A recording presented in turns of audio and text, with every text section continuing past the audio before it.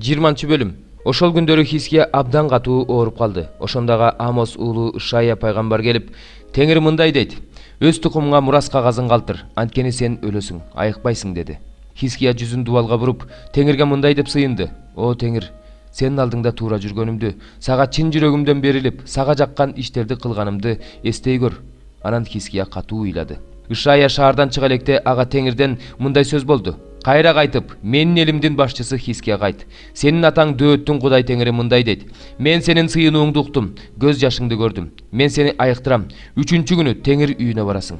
Сенин өмүрүңө дагы 15 жыл кошом. Сени жана бул шаарды Ашур падышасынын колунан сактайм.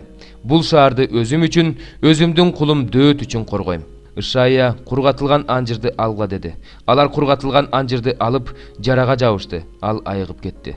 Ошондо Хиския Ишаядан: "Мени Теңир айыктырарын, 3-чү күнү Теңир үйүнө барарымды билишим үчүн кандай жышаан берилет?" деп сурады.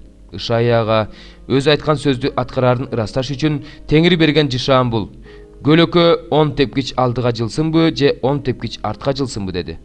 Хиския: "Көлөкөнүн 10 тепкич алдыга жылышы оңой. Жок, көлөкө 10 тепкич артка жылсын" деди. Ишая пайгамбар Теңирге сыйынып, Ахаздын тепкичтеринен түшүп келе жаткан көлөкөнү 10 тепкич артка жылдырды. Ошол убакта Бабыл падышасы Баладан уулу Меродох Баладан Хискияга кат жана белек жиберди. Анткени Хискиянын ооруп жатканын уккан. Хиския элчилердин айтканын угуп, аларга өзүнүн казналарын, алтын күмүштөрүн, жипаржыттуу заттарын, кымбат баалуу жипаржыттуу майларын жана курал-жарак сактаган үйүн, кампаларын, аларда эмне болсо ошонун баарын көрсөттү. Хиския өз үйүндөгү, өз падышачылыгындагы баардык нерсени көрсөттү. Аларга көрсөтпөгөн нерсеси калган жок. Ошондо Ишая пайгамбар Хиския падышага келип: "Бул кишилер эмне дешти? Алар сага кайдан келишти?" деп сурады. Хискияга: "Алар мага алыс жактан, Бабылдан келишти" деп жооп берди. Ишая: "Алар сенин үйүңдөн эмнени көрүштү?" деп сурады. Хиския: "Алар менин үйүмдө эмне болсо, ошонун баарын көрүштү. Менин казналарымда аларга көрсөтпөгөн нерсе калган жок" деп жооп берди.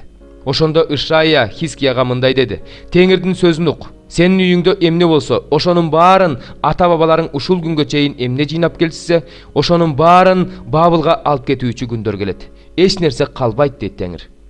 "Сенин тукумуңдан, сенин уулдарыңдан алып кетишет. Алар Бабыл падышасынын падыша сарайында эбнух болушат."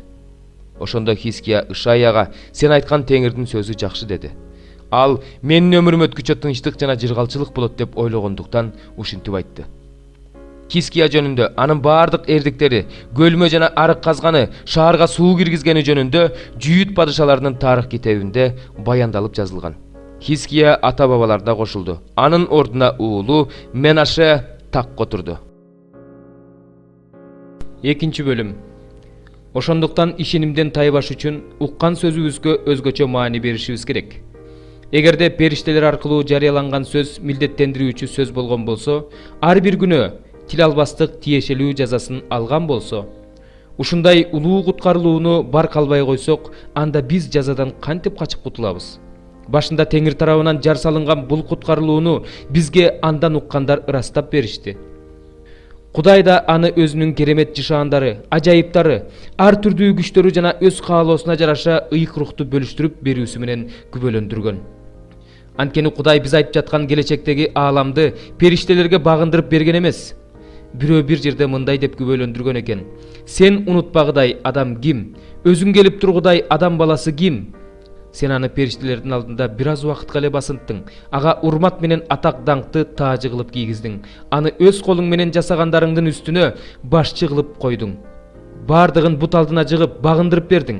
Бардыгын ага багындырып бергениңден кийин ага багындырылбаган нерсе калган жок, бирок баары ага багындырылганын азырынча көрө элекпиз. Бирок биз периштелердин алдында бир аз эле убакытка басынтылган Ыйсанын өлүмдү баштан кечиргендиги үчүн даңк менен урматты таажы катары кийгендигин көрдүк. Ал Кудайдын ырайымы боюнча баардык үчүн өлүмдү башынан кечирди. Баары ал үчүн жана ал аркылуу жаратылган көптөгөн балдарын даңкка жетелеген ал, алардын куткарылуусунун башчысын азап чегилер аркылуу жеткилен кылышы керек эле. Анткени ыйыктаган да, ыйыкталгандар да баары бир атадан. Ошондуктан Ыйса аларды бир туугандарым дегенден уялбайт. Сенин ысымыңды бир туугандарыма жарыялайм, сени жыйында даңктап ырдайм дейт. Ошондой эле мен андан үмүттөнөм. Дагы мына мен жана Кудайдын мага берген балдары дейт. Балдарынын денеси эттен жана кандан тургандыктан Ыйса да эт менен кандан турган денеге ээ болду. Ал өз өлүмү менен өлүм бийлигине ээ шайтанды күчүнөн ажыратыш үчүн, өлүмдөн коркуп өмүр бою кул болуп жүргөндөрдү эркиндикке чыгарыш үчүн денеге ээ болду. Себеби ал периштелер үчүн эмес, Ыбрайымдын тукуму үчүн кам көрөт. Ошондуктан ал Кудай алдында ырайымдуу, ишенимдүү башкы ыйык кызмат кылуучу болуш үчүн, адамдардын күнөөлөрү үчүн чалына турган ырайым курмандыгы болуш үчүн бардык жагынан бир туугандарына окшош болууга тийиш эле.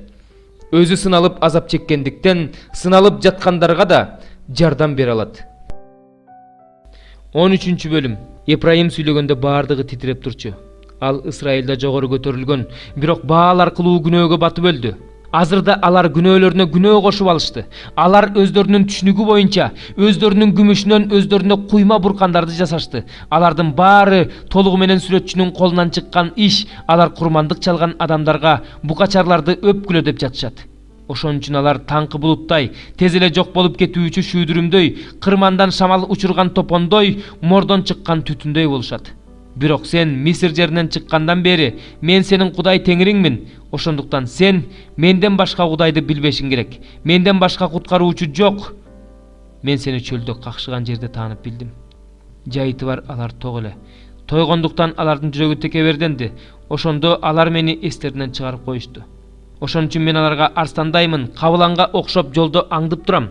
Мен аларга мамалактарынан ажыраган ургаачы аюудай кол салам. Алардын көөдөнүн жарып салам.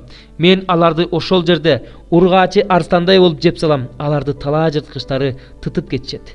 Сен өзүңдү өлтүрдүң, Исраил. Анткени сен өзүңдүн таянчың болгон мага каршы чыктың. Сени куткара турган падышаң азыр кайда? Сенин бардык шаарларыңдагы падышаларың кайда? Сен алар жөнүндө мага падыша жана башчыларды бер деп айткансың. Ошондо мен сага каарым менен падыша бердим. Анан аны ачуу менен тартып алдым. Ибрайымдын мыйзамсыздыгы түйүнчөккө түйүлүп турат, анын күнөөсү сакталып турат. Ал төрөп жаткан аялдай кыйналат. Ал акылсыз уул болбосо ал өзүнүн төрөлүүсүн создуктурмак эмес. Мен аларды өлгөндөр жаткан жайдын бийлигинен кун төлөп куткарам. Аларды өлүмдөн куткарам. Өлүм, сенин уут ишиң кайда?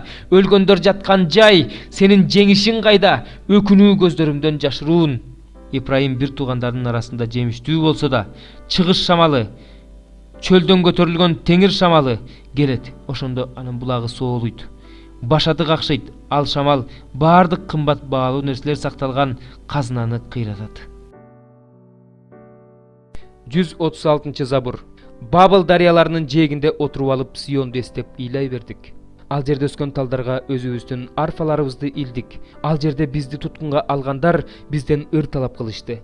Бизди кысымга алгандар биздин көңүл ачуубузду талап кылып, бизге Сиондун ырларынан ырдап бергиле дешти. Биз теңирдин ырын бөтөн жерде кантип ырдайбыз? Иерусалим, эгерде сени унутуп койсом, анда мени оң колум унутсун. Иерусалим, эгерде сени эсимден чыгарып койсом, эгерде сени салтанатымдын башына койбосом, анда тилим таңдайыма жабышып калсын. Теңир, Эдом уулдарынан өч ал. Иерусалимди талкалап жатышканда алар талкалагыла, анын пайдубалына чейин талкалагыла дешкен. Бабыл кызы, кыйраткыч, сенин бизге кылгандарың үчүн өч алган адам бактылуу. Сенин нарстелериңди ташка чапкан адам бактылуу. 137 забур.